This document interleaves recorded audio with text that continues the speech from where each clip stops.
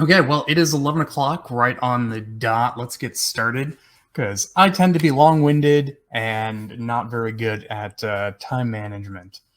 So thanks for everybody that came in. Was definitely getting some interest on LinkedIn as I was teasing a bunch of the stuff I've been working on with this library. Instant ban. Yeah, sorry. So we're going to talk about this library I've been working on as a bit of a pet project called TSnax. Is the silly name I've come up with for it. And there you can see some example code of what using it looks like. Definitely a little bit different than working with the ActiveX API directly. So I'm Derrick Bommarito. All of my LabVIEW development I've been doing these days under the moniker Illuminated G, just a fun nickname. I'm currently a senior technical support engineer at NI, and I support a whole bunch of stuff. I take escalations over LabVIEW, TestStand, real-time, FPGA, web, DAC, DSA, and I typically end up helping out with a whole bunch of other stuff just through collaboration discussions and whatnot. If you've got a really complicated LabVIEW case that comes in, odds are Darren Nattinger or myself will be involved with it at some point. So before that, I was a systems integrator and alliance partner for 8 years. I've done everything from high pressure engineering testing to medical device validation and aircraft chassis sensor simulation for hardware in the loop style testing of flight controllers and cockpit displays, stuff like that. My main focus has been on LabVIEW development and architecture, of course, with a whole bunch of stuff on the tangents. And I really love poking at the dark corners of LabVIEW and the kinds of things that Eric Greffett told me are never going to get fixed if I find problems with them, which actually one time they did with getting X nodes to work with channel wires. So hopefully at some point in the future, I'll have some cool stuff to show off with all the stuff that, if you've seen DNAT's presentation at GDevCon in A, or I think he's actually giving it later today, he'll tell you not to use those things, but I like having fun with them. So setting expectations. TestStand is huge. Its API is huge. The shipped UIs have a lot of functionality built into them. They've been getting worked on for years and years and years and years. And so any library that some Joe Schmo is creating for fun is never going to reach feature parity. But there's a lot of things that you can do to simplify how you interact with it and just take away some of the burden of working with an ActiveX API in particular. And in the future, it's going to be likely that there's going to be an alternative to ActiveX, mainly because Microsoft has deprecated ActiveX at this point. So there's going to need to be. But when you use some library abstracting the ActiveX interface, ideally, hopefully somebody will be motivated enough to change out the guts underneath, and now your shiny API still outside hopefully doesn't have to change too much. So this does not use the TestStand UI components at all. So if you've done custom interfaces, if you've looked at the shipping simple operator and the custom full-featured editor examples that ship with TestStand when you install the LabVIEW support, those use the UI components. They've got a lot of magic that happens under the hood, which means when you want to try to figure out what they're doing, you kind of just have to figure it out because that's all closed source. And the idea of everything I write for this is going to be open. And it does do some proof of concepts for kind of re-implementing some of what those UI components do. But again, there's a lot that goes into those, and this is getting worked on in my spare time. So ideally for standard use cases, I've got a sequence file. I want to run it, make that super simple. I've got a sequence file. I want to pass a couple of parameters to it when I run it. Let's make that super simple. I want to run a sequence file with its configured process model. Shouldn't take more than a handful of VI calls. So that's kind of the overarching goal for this. I do have some proof of concept stuff in here, some editing capability, and I do plan on building on that more. But doing an open-ended editor UI is a lot of work. And hopefully people find this interesting and maybe are interested in contributing. Maybe that's just ideas, but this is open source on GitHub. And, so feel free to fork it, make suggestions, submit issues, do the whole open source thing that a couple of people have been chatting about. So expectations set. So why TSnax? This started off as a small API to easily run TestStand sequences headlessly from LabVIEW. Heedlessly. Okay, not heedlessly, headlessly. We do want control over them. So this is, I'm writing this with 2020. I've installed this package on a 2022 machine and it just works. So anything 2020 and up, pretty much these days I do all my development in at least 2020, just so I have access to interfaces if I ever want to use that. And yeah, 2020 was just a really good year. A couple of quirks in the editor, like, removing some of the stuff that got changed to malleable VIs. But overall, 2020 is pretty cool. For 4 years anyway. So started off, so again, I'm a technical support engineer at NI. So sometimes people go, hey, I haven't been able to find clear documentation or clear examples of this. Usually our response has been in the past to, and I say this before I was at NI, because I've gotten these responses when I was trying to do custom UIs is, oh, well, look at the operator interface example and start with that. But there's a lot going on there. So that's not really the answer I liked hearing when I was a customer. So I didn't answer with that, and I started writing this. So it started off opening a sequence file, making sure the engine is initialized properly, run it, see what the status is, and call it a day. And then working with more customers, get more ideas for things that are lower hanging fruit to add to it. And so it's slowly kind of building up just as I help out with TestStand support cases. The idea of it is it minimizes direct access to ActiveX references. They're not a big pain in the butt to work with. Once you get a handle on them, you do have to make sure you're closing them down. Sometimes you want to leave them open and reuse them. Sometimes LabVIEW itself can have reference lifetime management concerns, like if you're using Actor Framework or DQMH, something that's going to be running actors and processing loops asynchronously. So this also does some daemonization of some of the references to persist across those execution hierarchies. So for the instance, Alan Smith just got done talking about actors.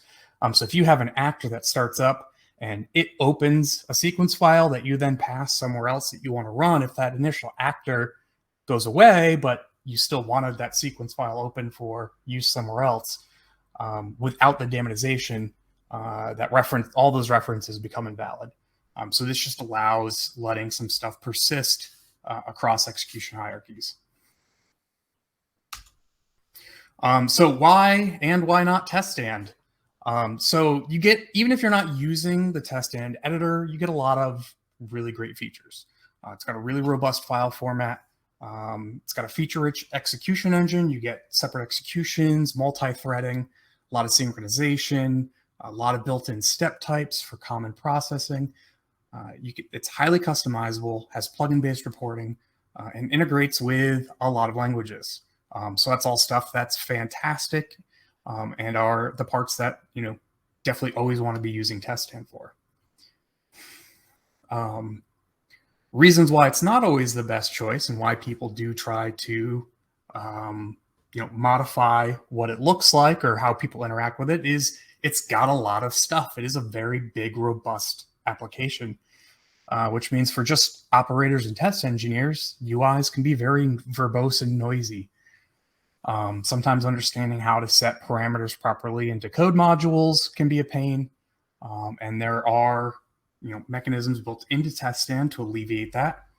If you're doing custom step types, you can create custom edit panels, and you can even implement them in LabVIEW.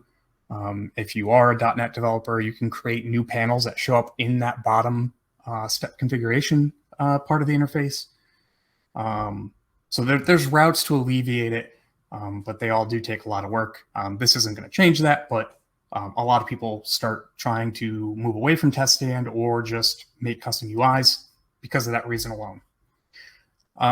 The shipped operator interface can sometimes be too simple or have issues.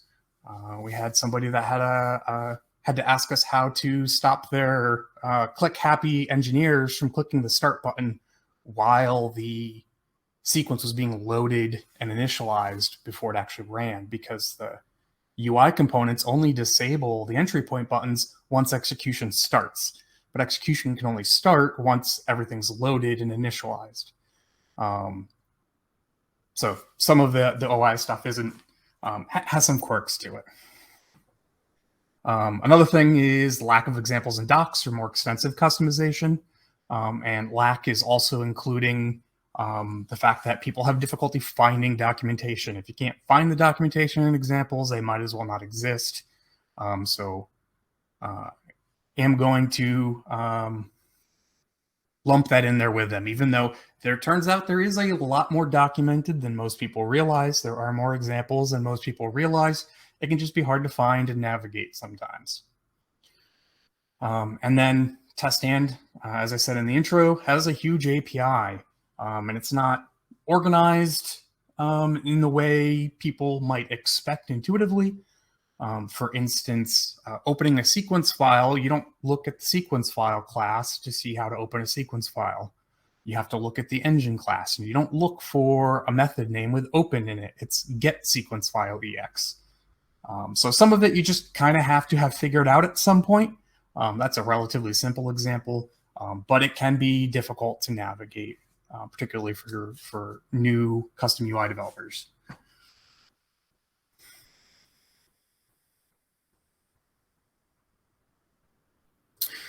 Jonathan Gracer, editing, saving, loading parameters for a sequence from a text file would be a cool use case.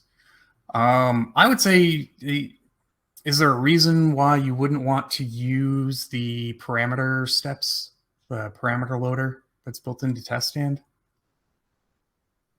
And I'm just trying to understand the use case. So I said the API is huge. This is only about 2/3 of the API poster, if you've seen this before. If you wanted to print this out and be readable, it would be, about yay big. And there is this box here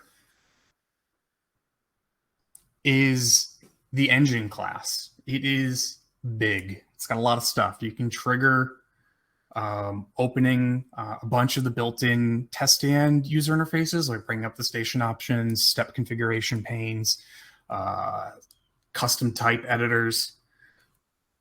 But this is great for understanding some of the hierarchy and what's there. But it is still, it demonstrates the vastness of this and some of the difficulty in navigating it. So it's no surprise that people have difficulty finding stuff. From perspective to test a custom UI without needing no TestStand. So yeah, yes, that's actually the demo I'm showing off. And unfortunately, it's not working right now, but that is definitely one thing we will be demonstrating. So let's actually talk about TSnax again. So this is presently the class hierarchy and what the libraries look like in the project. So a handful of classes that wrap the ActiveX classes. So property objects, UI, not UI messages. So property objects, execution, sequence files, reports, steps, the engine. A bunch of those are covered. UI message has its own level of, there is a message class in the ActiveX interface, but this one does a little bit more that we'll take a look at. And there is also some UI functionality that we'll be looking at. So I've got those boxed in blue. You can see that's pretty small right now. I do plan on fleshing out a little bit more of that to cover the common use cases of what would be needed for a custom execution interface. And then this does rely on my object-oriented UI library, framework, whatever you want to call it.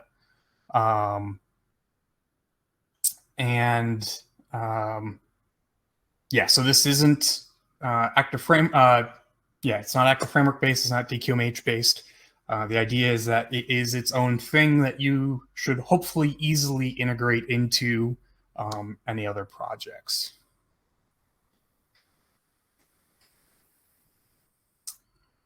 Yeah, Eric, it's not just the naming, it's how you can interact with things as well. In a bunch of cases, we'll see where I've added additional functionality than what is exposed with the ActiveX API. Like, you're never going to run an execution and not specify a sequence file. So why should there be like the 3 or 4 different steps that are needed with the ActiveX API when in reality there's 2 things you're concerned with? So we'll take a look at that. So this was the example that was at the on the opening slide. This is the simple example. This is about as simple as you get. Well, actually, it gets simpler than this. But this kind of shows off a couple of different aspects of this API. So for one, the engine is a singleton. So this does wrap up a single instance of an engine, of the TestStand engine. And we can see there's a debug mode flag. We'll take a look at what that enables. But then because it is a singleton and does this whole daemonization process that I discussed earlier, it doesn't need to get passed around to everything. So as long as at some point at the startup of your application or before you want to start doing TestStand stuff, you make sure the engine is initialized, and then you can just you can create the other TestStand objects without needing that engine passed around everywhere. That does open up the possibility for race conditions if you've got some part of your application that needs custom editing capabilities, but the part that only needed operation only, runtime only capabilities ran first. You'll get errors anytime something does try to use the custom editor capabilities, but it does become a global engine reference, yes. I didn't ever see a need for there to be multiple engine references. I guess technically you could create multiple engine ActiveX. It's not just an FGV. We'll take a look at some more of the details in the code in a bit. It actually uses part of what it uses is a single element queue. It's kind of got a couple of things in there to make the daemonization work properly. And like the session instantiation work properly. But we could take a look at that in detail.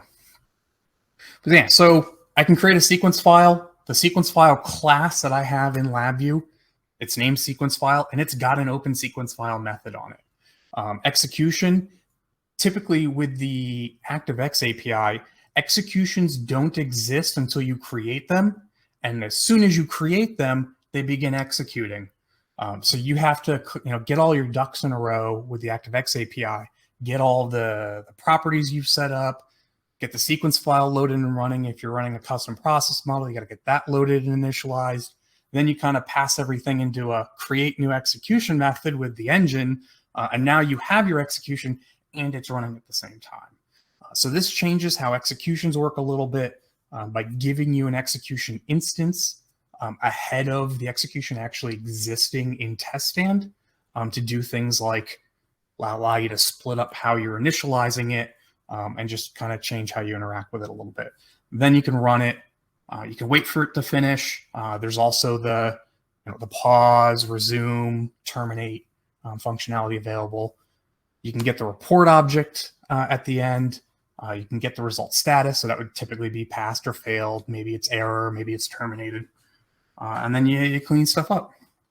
So just a lot less code to get things running in LabVIEW is the idea. So I've mentioned daemonization a handful of times. If you're unfamiliar with reference lifetime management in LabVIEW, it is tied to the top level VI of an execution hierarchy. For most people, that would just be whatever VI you hit the run button on, or if you've got an entry VI, whatever your top level VI is you specify for an executable build. That would be the top level VI of an execution.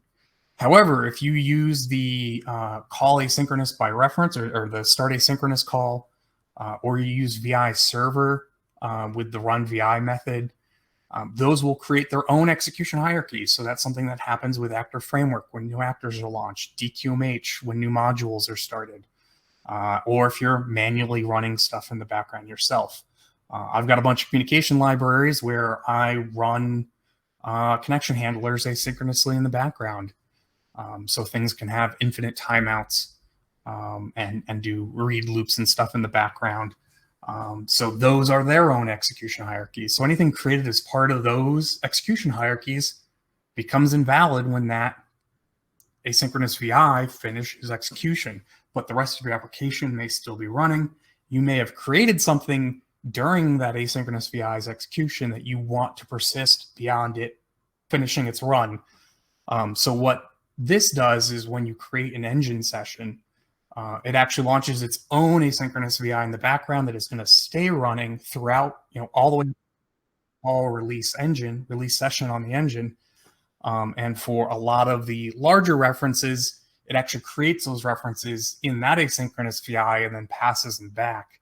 And then that way, the reference lifetime is tied to the engine session instead of to whatever bit of code wanted that sequence file opened or wanted that execution started. So if you are used to the reference lifetime typically available in LabVIEW, things may stick around longer than you're expecting, but in general, it eliminates a handful of issues that would normally exist. And it doesn't really change the fact that, with the ActiveX API, you have to release your references anyway. Otherwise, you'll get those dreaded TestStand debug UIs that like to pop up when you close the engine telling you didn't close down references. So this lists a couple of classes that are daemonized. There's actually a couple more. If you create new property objects for variable containers and parameters, those are daemonized. So I missed a couple of things in here, but yeah, in general, a handful of stuff is daemonized to overcome that issue. So this does have a UI component, so it's organized kind of the same way that the TestStand API and the UI components exists. There's the TestStand API itself, which deals with the engine and all the core data types. And then there's the UI components, which build and add a lot of functionality on top of the API. So a lot of the things that happen when you use the TestStand user interface components, like displaying sequence files, displaying status as it runs through an execution, being able to see the insertion palette stuff, that's functionality built into those UI components that it accomplishes by using the API itself. I'm sure it uses some other stuff under the hood since it'll have more direct access to some of that. But the two things I've done is you can watch execution progress when you have tracing enabled within the station options. It's got a couple of quirks, but it works pretty well. And I'm currently working on prototyping some editing capabilities, including dragging and dropping from a completely custom insertion palette. So yeah, I'm planning on adding a couple more features for editing, but that's not really what I'm intending this library for. The idea is that this will enable much easier creation of the custom UIs that other people want to make. But dragging and dropping is one of those things that can be kind of complicated and tricky to get a handle on. So I did want to make sure there's a good example of that. One for myself, mainly, I hadn't implemented drag and drop before really in a LabVIEW application, so it was fun to work that out. But kind of just, again, either things that are extremely difficult for people to figure out or are the low-hanging fruit that cover the common use cases. So planned features is I do want to come up with some kind of tooling in this or some framework in this to make it easy to embed LabVIEW UIs in an operator UI.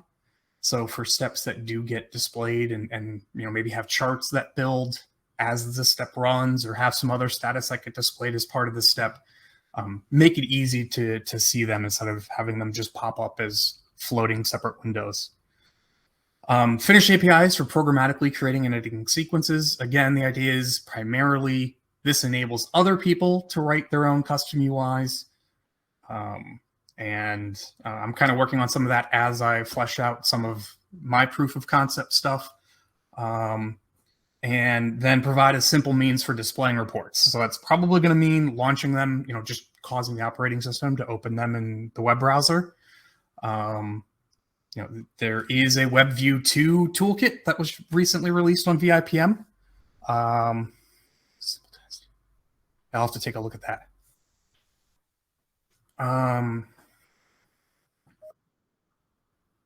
Any ideas that people can post? So here is a QR code that will take you to the repository on GitHub. Before we get started looking at the code, are there any questions about what you've seen so far, about the goals, the organization, the features? Probably most of them I'll answer at this point with just making sure we look at that in the demo. But hopefully this will be a quick, easy way for people to find that. Yeah, I probably should have had these open myself so I could copy and paste them. Thanks, Eric.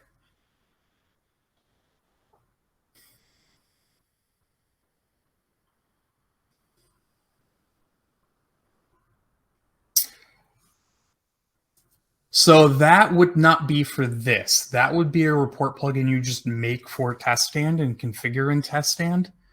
And then that would just work. Again, this isn't really changing how TestStand does reporting. The reporting and results collection that's built into TestStand is already pretty robust and pretty extensive. And that would just be making a report plugin. Support for loading environments. Yeah, so the quirk to that is because the environment defines a whole bunch of stuff that becomes internal to the engine, that's got to exist as part of the engine startup. I definitely could have when we look at the obtaining an engine session, it can certainly accept that as an input and use that when it's initializing the engine. That's a good one, actually. I'm going to write that one down. Make sure I put that in there.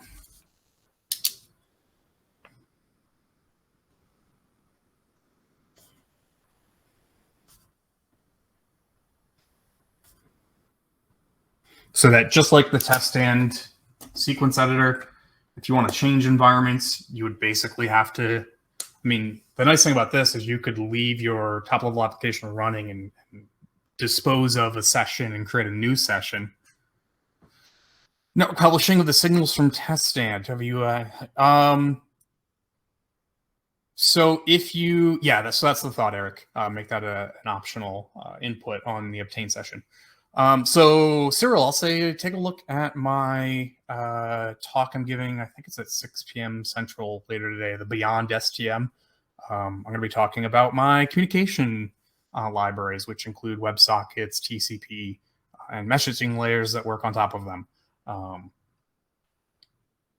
But I don't know that I would want to build that into this because that then is going to limit, what it provides. And it's going to be limited to anytime you want to add something new that can get published or read from remote endpoints, that's going to get added into this library. A common library could exist. It would not be part of TSnax core library. Something like that I would want to make as a layer on top of it that you can get and use. But really, you're probably going to want that to be your own custom implementation. At least that's my thought on that. But yeah, I wouldn't want to build something like that into this for a handful of reasons. But okay, I think that. Oh yeah, so plugging for later today.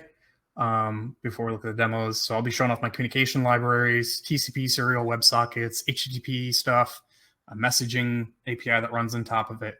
I've using these stream-based implementations. I've written a terminal emulator that works for TCP and serial. I've written a full web server that could be an alternative to LabVIEW web services, and it includes WebSocket upgrades. So with one port, you can do the HTTP servicing and get WebSocket connections. And of course, it uses all the TLS functionality that's available in LabVIEW now. And combining LabVIEW and web client UIs. So having client UIs that are both LabVIEW and running as a web page. Okay, and that's it for the presentation. So let me bring my VM down here. So we saw this was the main demo that we looked at. So Eric was asking about the engine session. So part of it is a functional global kind of, but really there is a single element queue that holds the engine session. If it doesn't exist, it then goes through a process to create it. So it launches the engine in the background, uses a notifier to handshake that back, as well as if there was a session creation error. So am propagating some of that feedback from those asynchronous VIs will be a common theme in this. And then this is basically a big event loop that, like, if there's a request to create a new sequence file, it'll create the new sequence file with the engine, wrap it in the class I've created to wrap it, and then that gets sent back along with, if there was an error generating it. If we're going to open a sequence file, same thing, opens it, takes care. Oh, another thing that can be a pain in the butt with the ActiveX API is the bit flag fields. Single element queue. Oh, that was the way to do by reference implementations before DVRs and other reference implementations were a thing. So I was actually digging out of it. So I actually started this with ESF serial. If I go to my dev folder, there is this version which is built off of ESF. However, the ESF was causing too many constraints on how you had to write the code and was resulting in writing extra code because of the fact that the outer class was a DVR wrapped class. Like the session was a DVR wrapped class. So you had to dereference the class, decompose what your subtypes were, do the dynamic dispatch on them. And in the end, I was starting to write 3 to 4 times as many VIs as I wanted to write. So I did move away from ESF. ESF is Extensible Session Framework. It is a toolkit library written by Norm Kirchner. What I do does a lot of the same things that ESF has done.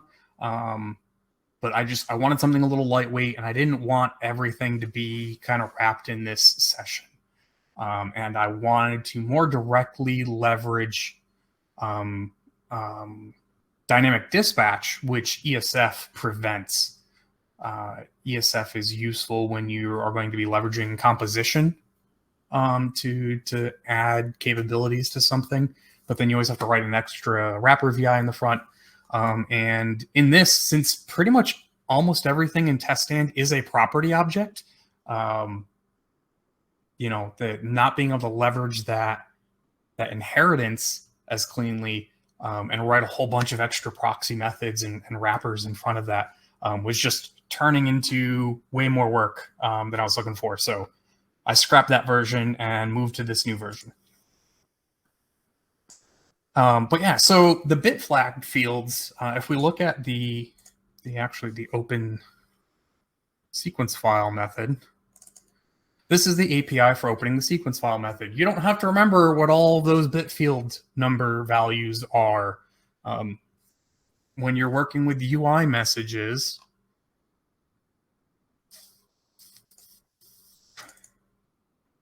I've given an enumeration which maps them, so you can actually see their names instead of just the numeric values.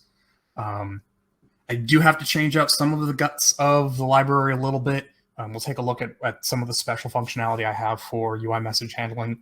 But I do need to I do need to modify this a little bit so it can handle user UI messages. So anything with a numeric value above 10,000 for when you create your own UI messages. But we'll take a look at that. But yeah, this is the kind of stuff that is a big pain in the butt. And TestStand does have its numeric constants, and it's one enumeration for every numeric value pretty much that exists in TestStand. For some reason, they didn't want separate controls. So this exists, which then has to get translated to, what it actually is.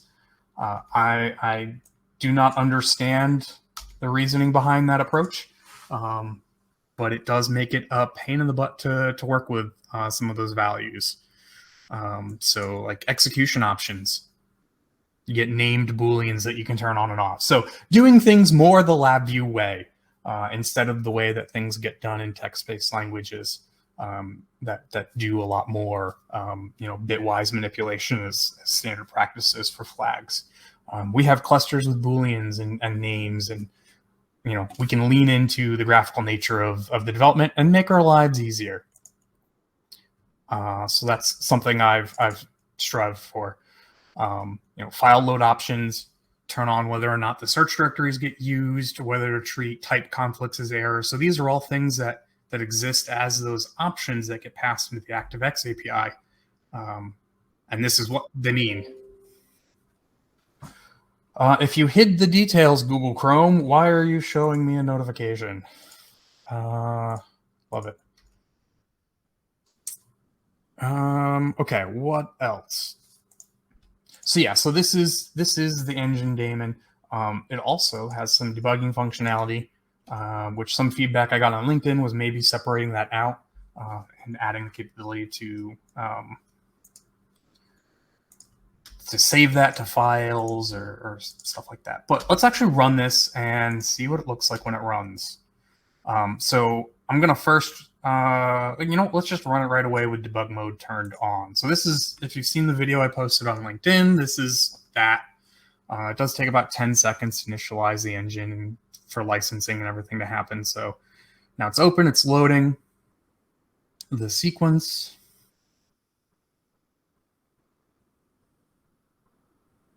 So this is when you have debugging turned on in the development environment, it will display the async VI that is the engine session daemon.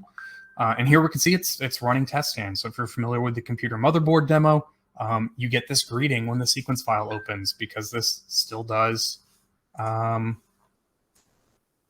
the sequence callbacks.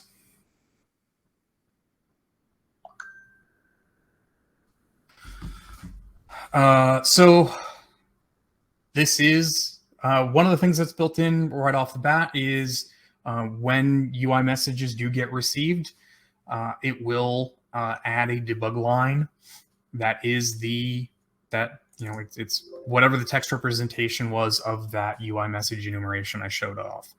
So you can see exactly what order UI messages are being received in. Right now, as I'm prototyping some of the stuff, I've got that modified to add in some other values. Right now, it's showing me the sequence index, a group index, previous step index, next step index, and you'll see them work through as it does the individual trace steps. But it So the numbers are kind of nonsensical because I'm mucking around with things right now, but the debug log is a public API. So okay, I got to get rid of this dialog. So there you can see the trace messages that went by. You can see it ending and cleaning up a whole bunch of stuff, ending execution, and the engine shut down, and we received the shutdown complete. So baked into the engine release is the proper two-step shutdown that TestStand expects. It doesn't quite handle it 100% correct, because if there are issues with the two-step shutdown, it doesn't intercept them properly at the moment. So if you've left too many sequence files open or executions open, you know, it won't actually cleanly shut down at the moment, but it tends to do the job. But yeah, so adding, you know, external code can add stuff to the log. This one does expect you to pass the engine instance in, just because it would be kind of expensive to grab that a whole bunch of times. But yeah, so with the engine being a singleton daemon, you know, these utility VIs that, you know, this in the ActiveX API exists as GetSequenceFileEx on the engine class. We're not passing that in here because it's wrapped as a singleton. We can obtain that existing engine session again. And so one of the options it has is create if needed. And so all of the internal API methods just tell it to treat that as an error if it doesn't already exist. So if it doesn't exist yet, is this outer case, you know, it can create it if it's allowed to, otherwise it'll report an error. So that way you don't, you know, a lot of the things that are trying to use the engine without needing it to get passed around will generate errors instead of accidentally creating the session if you did stuff out of order. Does the engine reference need to be created for each run, or you can start the engine? And yeah, so you can run sequences repeatedly, and we'll look at that.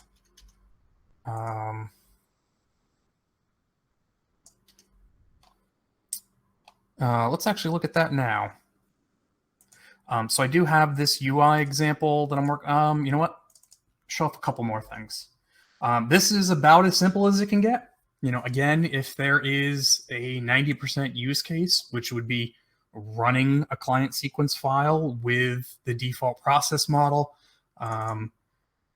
and you know, with, you know, either the entry point from the process model or a direct sequence name, you know, make that as streamlined as possible, including, so somebody had asked about passing parameters in. So this is what it looks like. For some reason, it's not working right now. I'm sure I didn't. Oh, did I? Yeah, for some reason, it's not passing it in as a parameter properly. I probably have something messed up with how I'm trying to run the sequence directly. But I'll have to look at that. But so you can create a new variable container. So it's a property object that's a container. Again, this is daemonized through the engine. Set a string value. So we're naming a string parameter called greeting. I'll go ahead and get this sequence file open so we can look at it.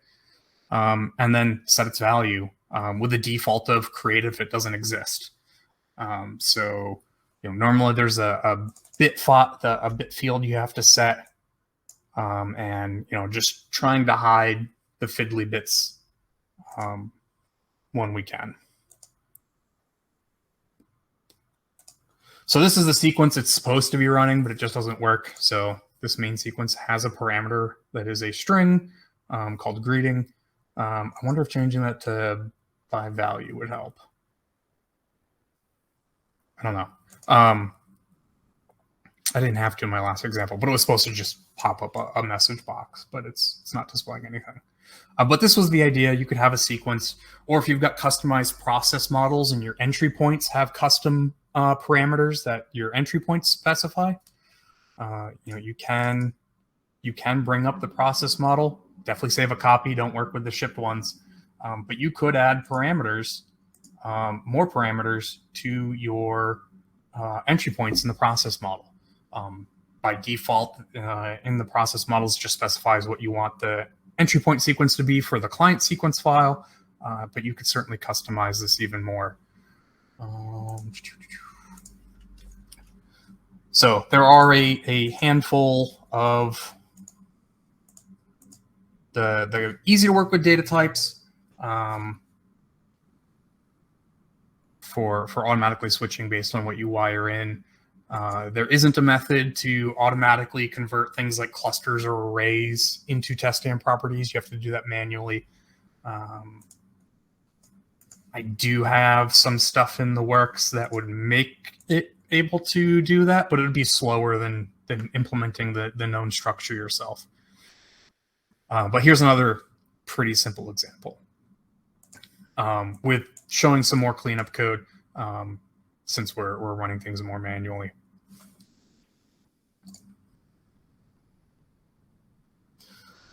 But the big one, let's look at the big demo. No, that's test code. So this says the test insertion palette drag drop. It's kind of turning into my playground for everything execution UI and some of the editing features I'm prototyping. So this time we can see now the TS license type before was operator. Now it's custom editor. So you can see that that's what it started up with. We're getting some new messages showing up because now that we're doing UI stuff, we're triggering some things like, hey, TestStand, load the type palettes for me.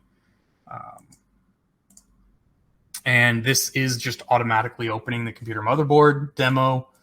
It's hard coded to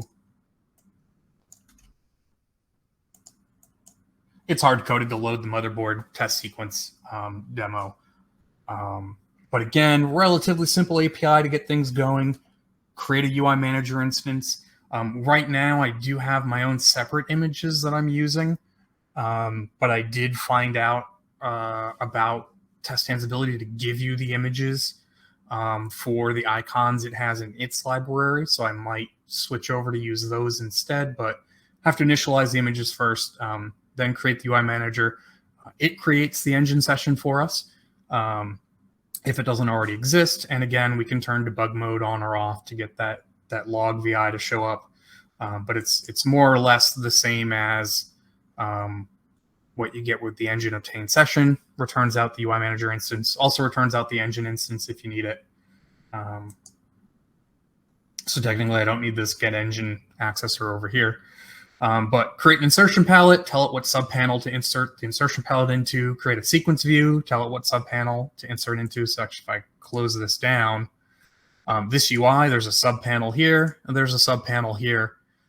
So any further division in there is a result of the sequence view itself having separators and things like that in it.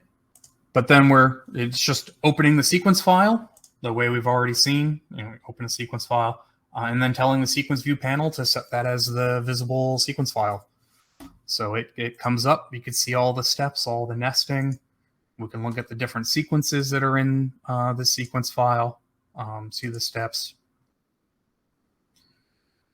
And I can run this. So this is just a hard-coded button to run the single pass entry point. You can see we get our execution trace marker because tracing is turned on. You can see the status populating. And it's done. I could slow it down, run it again. Maybe a little too unbearably slow. So speed it up. So it's got some examples of how you can control the execution speed. Yeah, this is basically recreating TestStand in LabVIEW, which sounds silly.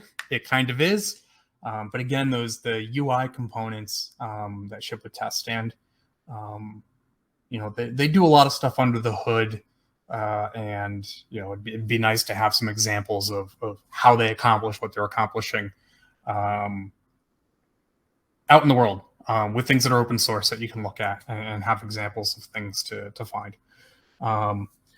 This does have some quirks. If I make this too small and I scroll down, it doesn't account for the scroll position. So it thinks we're on that first step in the setup group.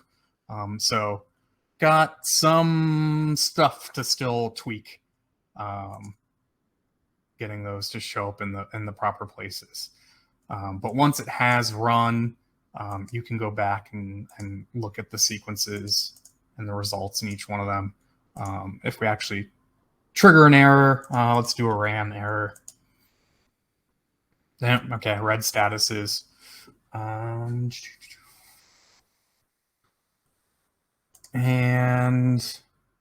I'm going to stop and start this again just because I don't have a new sequence file button. But one of the things that is possible with doing custom editors is if you have custom step types that present their own editor interface. So for instance, here's a custom step that I've implemented in TestStand. I've got it, being listed in this insertion palette here, and I can drag that over here. We'll insert it right there. Oh, and it's going to break. Yay, demo life. What? I didn't keep track of what that. Oh, this time it wants to work. Weird. Yeah, that's the idea, Jens. But in addition, more code out there that people can look at and leverage as examples. Matt Jacobson likes to pick on me. I have a tendency of, it hasn't happened recently, but like half of last year, you do. Half of last year, he was joking around that I answered half of his questions with links to projects in my GitHub. So that's the idea, is have something that, hey, here's, we can't support you for this, but here's some code you can look at that might be helpful in figuring things out. It's my end game. I want to answer every question in our collaboration discussions with a GitHub link. So yeah, so if you do write a custom editor, you can completely hide the TestStand UI from test engineers. And when you know how to do custom step types, and you know how to like programmatically define what the description is, there's no code in this user interface that tells the description to set this way. It's all defined on that custom step type. Bring it up again, and we'll change it to 4. Pull another one in,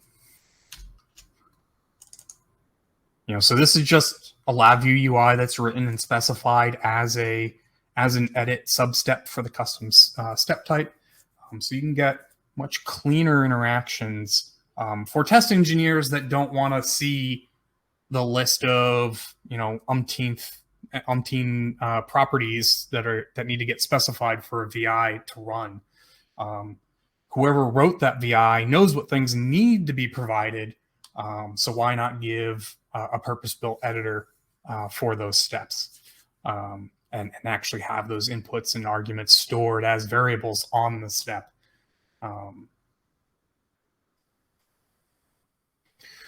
So it can clean stuff up. If we look at, so let's take how am I doing on time? I got 7 minutes left. So if anybody has any questions, by all means, let them loose, because we are winding down on time. I think I've dizzyingly shown off the thing. Oh, I did not show off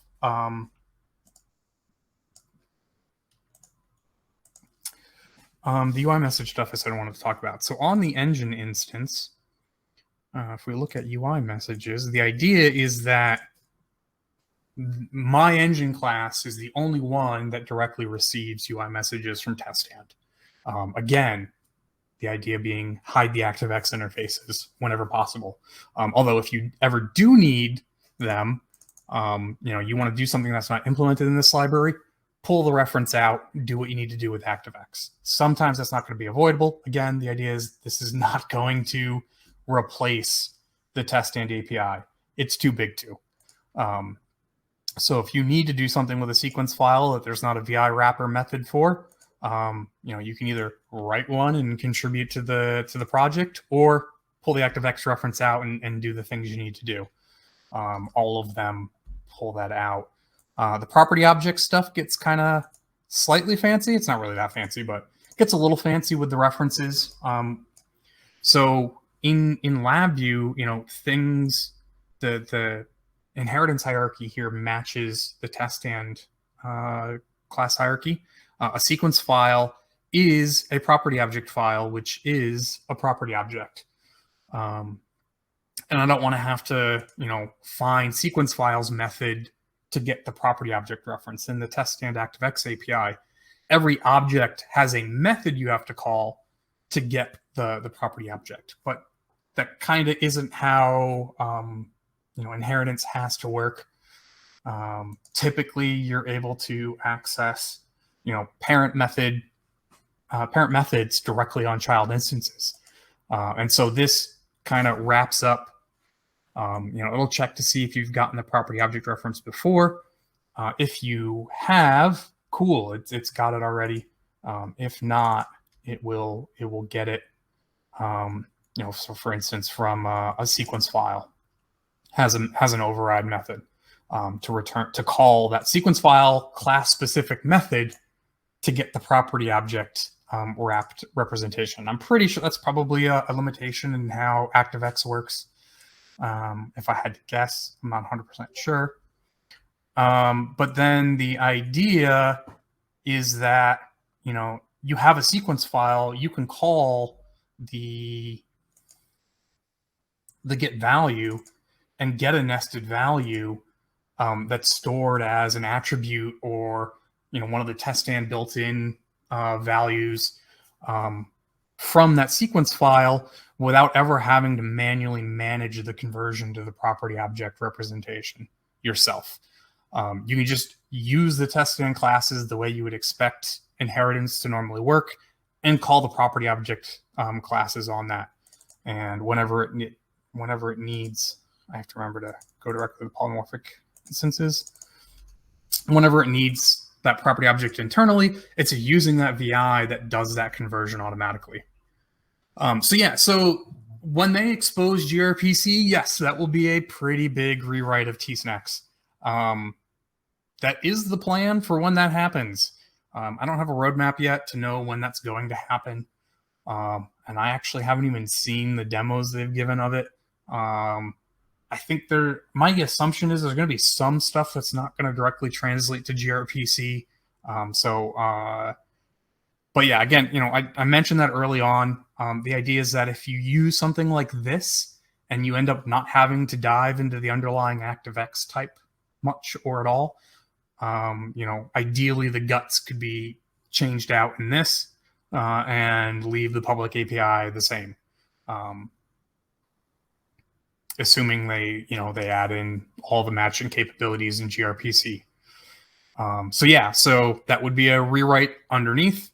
Where can you get it from? There. So right now it's just a GitHub repository. If it does get to a point of polish and buy-in from, you know, more people than me, you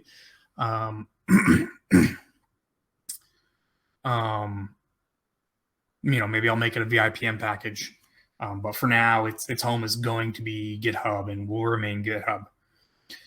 I do not have a LabVIEW control replacement for the expression edit control. That is one of the things that I actually probably would use the existing edit control.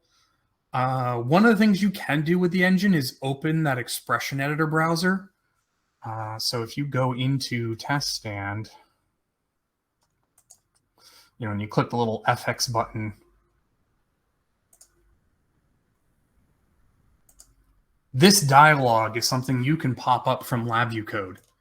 That would probably be my answer to that, because there's a bunch of functionality built in to get like the code completion stuff, and there's a lot of stuff that using the TestStand API directly in expressions does that can't exist through ActiveX. I don't know if there's a whole bunch of things exposed to even get what this list should look like. You know, I do have windows like this that you saw in that custom edit UI that I could leverage, but I wouldn't know what to fill it with. The engine does have methods exposed for breaking up expressions into separate tokens so you can color them properly.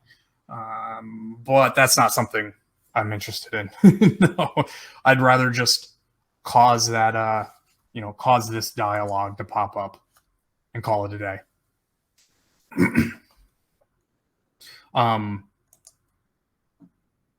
Yeah, that's that's a whole lot of work. And sometimes I like doing more work than I should to or need to, but that's not something I'm interested in.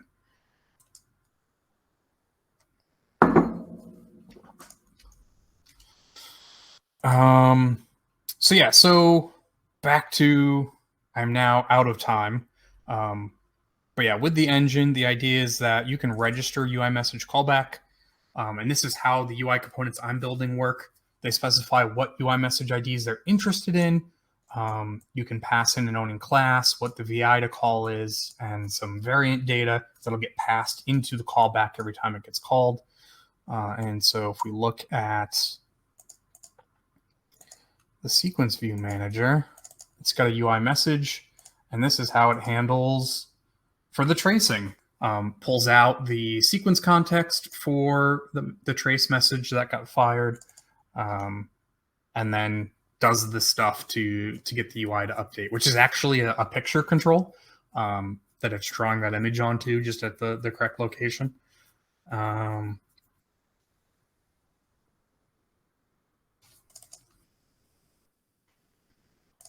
But yeah, so firing off an event to the sequence view panel's event loop, saying, hey, here's the trace information from TestStand, and then it updates itself.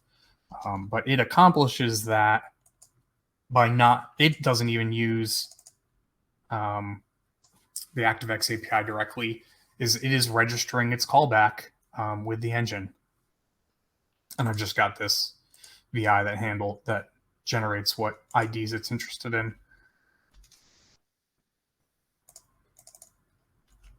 And so then that way, you can, and then this UI message class that it wraps it in provides you the LabVIEW execution wrapper for the execution instance that gets passed in UI messages, does the cleanup of that message ID that gets sent. So just cleaning up stuff like that.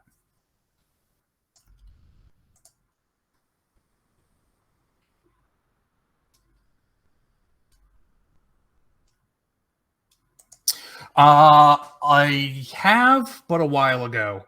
I definitely, that is a common practice of mine. I did that a lot with the communication libraries we'll be talking about this evening, and making sure those get cleaned down, shut down cleanly. I have not done that in a while on TSnax, but that is something I do need to do.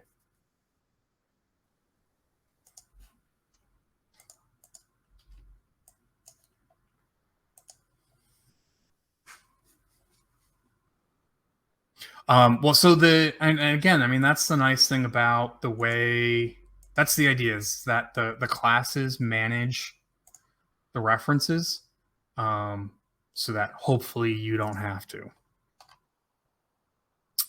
So let's run this one.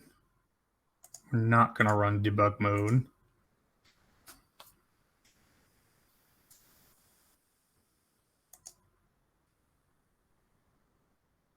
And let's hope we don't see any yellow there in the background. Oh, there were some errors. I don't know that errors are unexpected. Oh, okay. So yeah, I've got some leaks. An event and a DVR. Oh, it's because I just recently changed how executions are handled in UI messages. So there's not many, and it looks like it's all new stuff I've recently added. I expect I don't have error guarding around my usage of, oh wait, nope, there they all are. Oh, okay, never mind. So yeah, there's some stuff I got to get cleaned up. Okay, not as good as I thought it was initially, but yeah, they're in there. So yes, I'm aware of using det to track those. I do plan on cleaning them up. I just have not done that yet.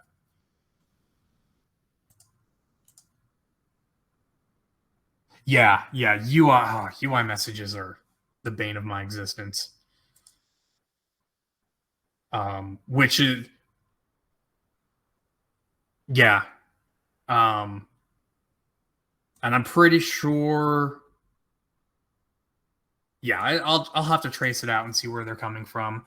When the engine receives the UI message. So this is where it's like, it's getting that debug line. So this is where I have it throwing in sequence index and all those other numbers, but mainly throwing that code in. But I am cleaning up some stuff, and the idea is it is supposed to make sure that stuff gets cleaned up at the end. And I am sure I have just missed stuff. I'm sure actually that engine, the execution needs to get cleaned up too. But that was one of the latest things I've added was this wrapping up the execution reference that comes in. But yeah, that's the idea, is that this can, if you're not using the ActiveX references directly, this should know what was there and created, and so it should be able to manage it more intelligently. There's just some stuff that I haven't implemented yet.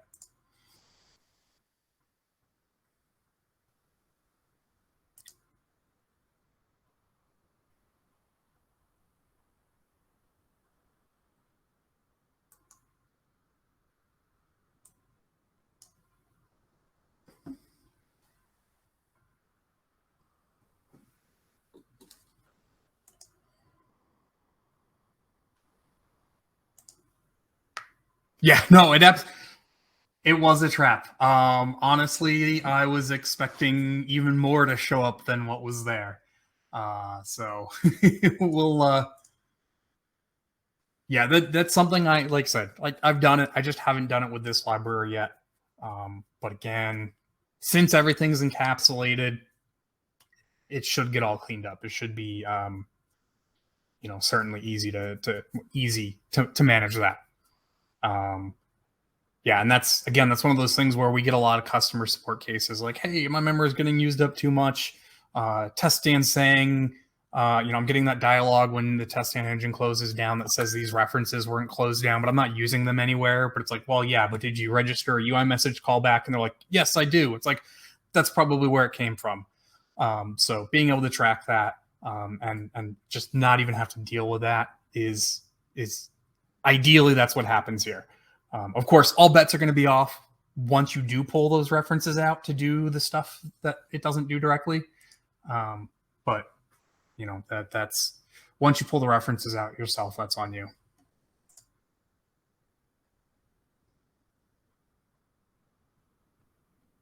All right. Well, I think that's it.